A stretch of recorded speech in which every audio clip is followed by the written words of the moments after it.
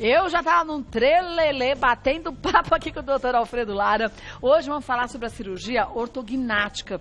E a gente comentava justamente quanto que as pessoas, quando a gente fala uma cirurgia ortognática, pensa que parece uma coisa do outro mundo, super complexa. E é uma cirurgia, embora uma cirurgia pode ser considerada grande, mas uma cirurgia com duas funções, né? Estética e, mais ainda, aquela cirurgia que traz a qualidade de vida, a saúde para essa pessoa, né, doutor? Exatamente. É uma cirurgia, a gente brinca aqui com dupla função.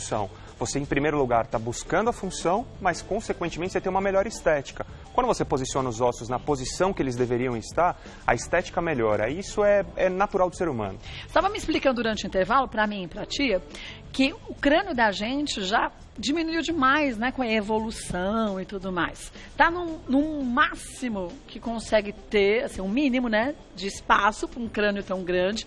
Então, qualquer pequena disfunção já traz prejuízos sérios, né? Exatamente. Isso é uma das teorias que quando a gente, né, passou a andar em duas pernas, o ser humano se tornou bípede, como o cérebro é muito grande, para sustentar a caixa craniana, o rosto ficou muito plano. Toda a via aérea, a via respiratória, está presa nesses ossos da face. Então, se você tem qualquer modificação deles, se eles estão posicionados um pouco mais para trás, um pouco mais para frente, naturalmente isso vai dar uma implicação importante na vida das pessoas. Vamos mostrar uns desenhos que a gente tem aqui, para o pessoal em casa conseguir entender do que a gente está falando, quer ver? Olha, aqui a gente tem uma mandíbula jogada para frente, né? Exato, o nome técnico é prognatismo, então ela está voltada para frente. E a maxila, que é o osso de cima, está voltada para trás. Então, você vê que após a cirurgia, obviamente, isso é um modelo, você tem a harmonia facial, a função mastigatória, respiratória e a harmonia facial. Agora, já pensou aqui essa pessoa? Com o maxilar inferior para frente e o superior para trás, como é a mastigação dela? Horrível. Ela come de boca aberta, ela tem cara de brava, tem às vezes cara de mal com a vida, porque dá um rosto mais grosseiro. Você corrigindo isso, naturalmente a beleza volta e a mastigação e a respiração também. A respiração aqui também é afetada? Também, porque né? Esse osso que é a maxila, ele está diminuído de tamanho. A boca tem que encaixar como se fosse uma caixa de sapato. A maxila fechando na frente da mandíbula. Se você tem uma inversão grande nisso daqui, não vai funcionar legal. O nariz está contido aqui. Então, se isso está diminuído de tamanho, você vai respirar pior. É verdade que dizem que algumas pessoas que têm problemas como o recuo de mandíbula ou com o avanço da mandíbula, como a gente vai mostrar, pode ter sinusite e outros problemas em função disso? Exatamente, pode sim. Essas faces, geralmente esse padrão facial, que a gente chama de rosto côncavo aqui, o padrão facial, com a mandíbula voltada para trás, são os chamados respiradores bucais.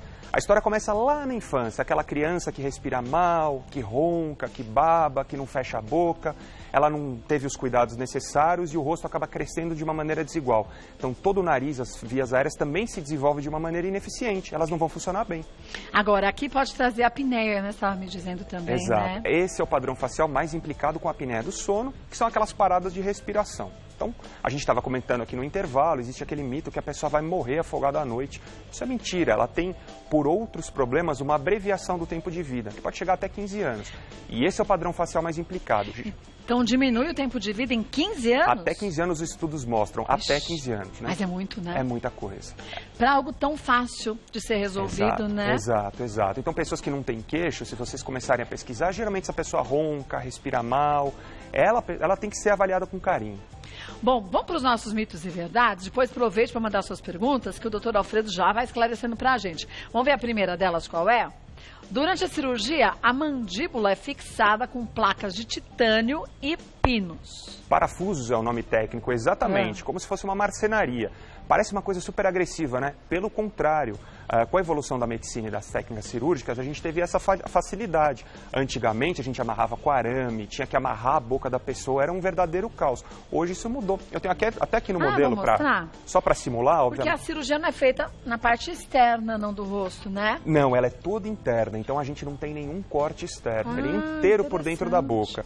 Então aqui só para exemplificar, a gente vai cortar o osso em lugares específicos e prender com essas plaquinhas e parafusos. São imperceptíveis, ninguém vê. Claro que a gente está olhando o modelo aqui, parece uma coisa de outro mundo, mas esteticamente não muda nada. E você consegue ter acesso a toda essa área por dentro da boca? A toda essa área, até aqui a região dos olhos, por dentro da boca, na gengiva superior e a mandíbula pela gengiva da mandíbula também. É mesmo? A gente consegue descolar o rosto inteiro aí por dentro. Então a recuperação é muito mais rápida. Muito mais rápido do que se imagina. Mas é uma cirurgia de médio porte, obviamente feita em ambiente hospitalar. Mas não é nada de outro mundo. Porque quando a gente imaginava uns poucos anos atrás uma cirurgia assim, parecia aquela coisa de ciborgue, né? Sim. Falando, sim. gente, vai ter que abrir a pessoa inteira, Sim, nada disso, sim, né? Nada disso, nada disso. Interessante. Vamos ver mais um? O paciente recebe anestesia geral. Recebe. É uma cirurgia que tem que ser feita sob anestesia geral. É um procedimento que leva em média aí de 3 horas e meia a 5 horas e meia, dependendo do que vai ser feito. Então, obviamente, esse paciente tem que ser anestesiado e feita medicação, analgesia, antibióticos, etc. Agora, é bom lembrar também que o que a gente pensava de anestesia geral no passado, hoje é outra medicação completamente diferente, né? Exato, tem aquele mito, né, da época das nossas avós, mas a anestesia geral é super seguro. O anestesista é um médico com especialização, ele faz 3 a 4 anos de residência, eles estão super habilitados para dar um conforto total para o paciente. Então pode ficar tranquilo que fazendo os exames pré-operatórios, estando tudo bem liberado, não tem risco nenhum, é uma cirurgia né? como outra qualquer. Volta, tem mito e verdade que não acaba mais, mas tem um mito ou verdade? Vamos ver o próximo qual é. O período de internação é longo. Não é. Não, em né? geral, 24 horas de internação. O paciente opera, fica um dia no hospital e tem alta no dia seguinte. Tão rapidinho assim, É né? rápido, de 1 a 2 dias no máximo. Que bom. Vamos ver mais um? Durante a cirurgia, a mandíbula é descolada e quebrada. Mito. Mito, Na né? verdade, ela é cortada, mas ela é cortada muito bem estudada. Os instrumentos que fazem o corte são super precisos, então é mito. Quebrar, a gente pensa um martelo, né? Não, é um mito. São serras especiais. As coisas estão tão precisas que existe uma serra que, se você pegar um ovo cozido, ela corta a casca e mantém a gema e a clara íntegra. Então é super legal. É.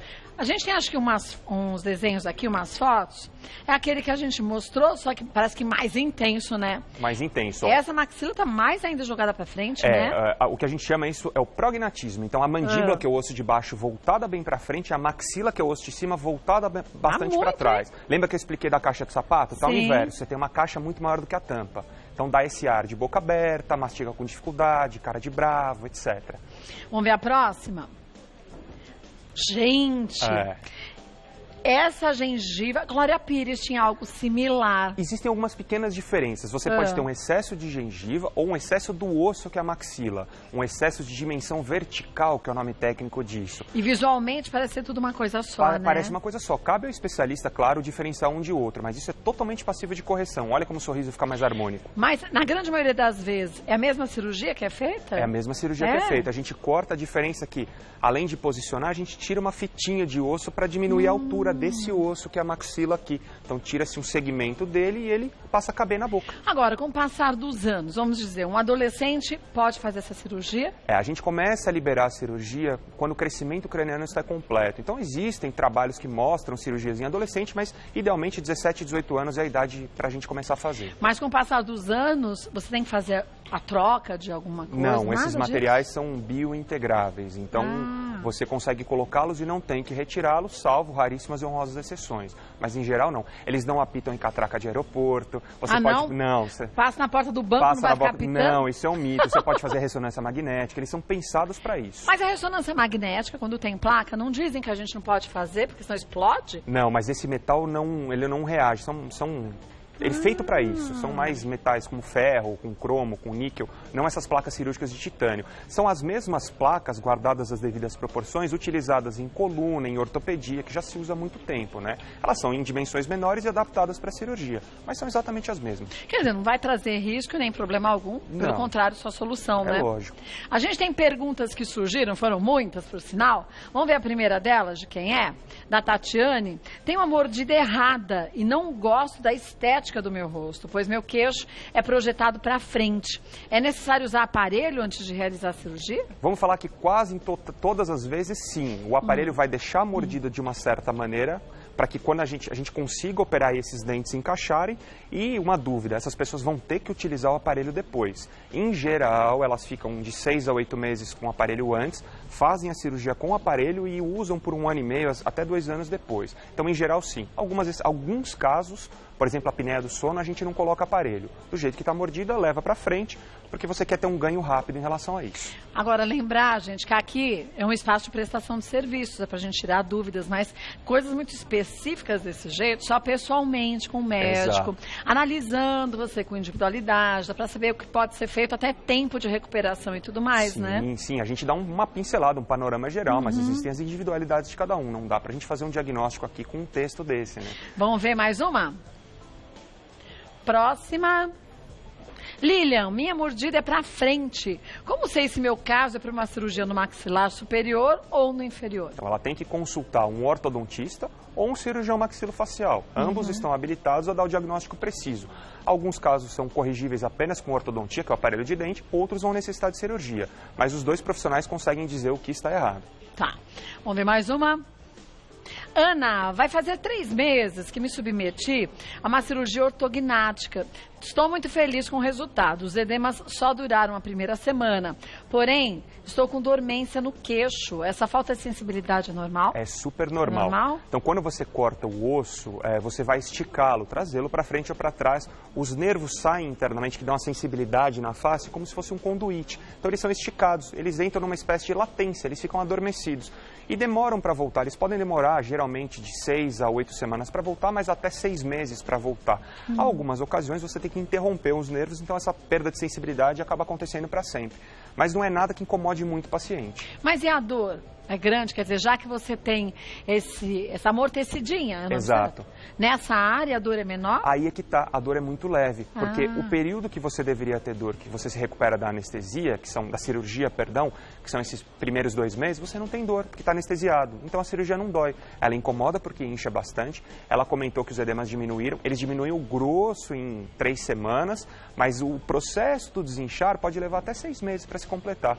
Então, é uma cicatrização um pouquinho mais lenta. Mas a alimentação a pessoa faz normalmente? Não, no começo não. Né? No começo é uma dieta líquida e gelada exclusiva, depois ela passa a se alimentar com uma dieta pastosa até 1 mês, 1 mês e meio. Com 2 meses a gente começa a liberar a alimentação normal. Lembrar, né, gente, porque todo corte é feito por dentro.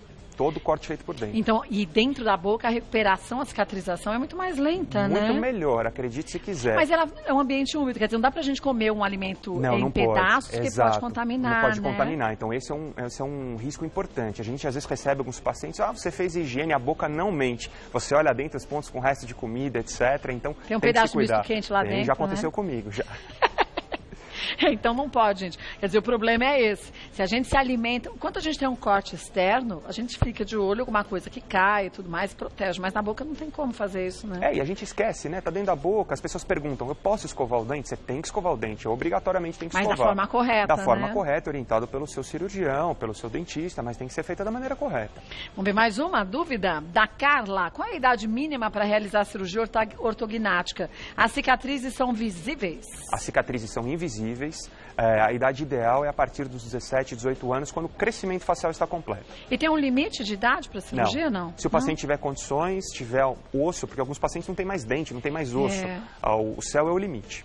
Então, quanto antes se faz essa cirurgia, melhor, né? Mais se colhem os benefícios, obviamente. Quer dizer, se uma pessoa de 40 anos faz a cirurgia, tem um resultado, já que tem mais osso. Uma pessoa de 70 anos fazendo a cirurgia... Tem um resultado um pouquinho diferente. Tem uma limitação outra coisa, já, né? Os tecidos que circundam os ossos, né? Músculo, pele, etc., também são mais retraídos nessas pessoas.